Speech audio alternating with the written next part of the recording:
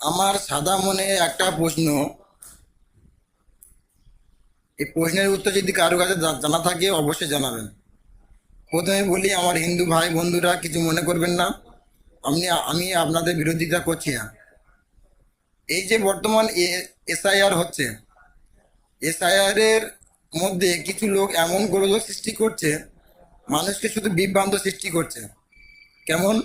যে বলছে মুসলিমদের যদি ভোটার তালিকাতে নাম বাদ যায়, এই ফর্ম ফিল আপ হওয়ার পরে যদি মুসলিম কারুর বাদ যায়, তাহলে তাকে বার করে দেওয়া হবে, বা সে আমাদের ভারতের নাগরিকদের থেকে বাদ যাবে।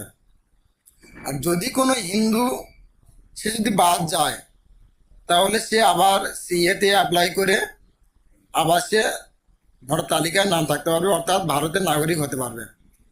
তাহলে সোজা বাংলা কথা, যদি এটা যদি সঠিক হয়, আমার তো মনে হচ্ছে এই হিন্দুদের সাথে এরা প্রতারণা করছে। যদি ওটা যদি হয়ে থাকবে, তাহলে তো শুধু যত যে ফর্মগুলো আছে, শুধু মুসলিমদের উপর ফর্ম দিক। তাহলে হিন্দুদেরকে ফর্ম দেওয়ার কি দরকার আছে?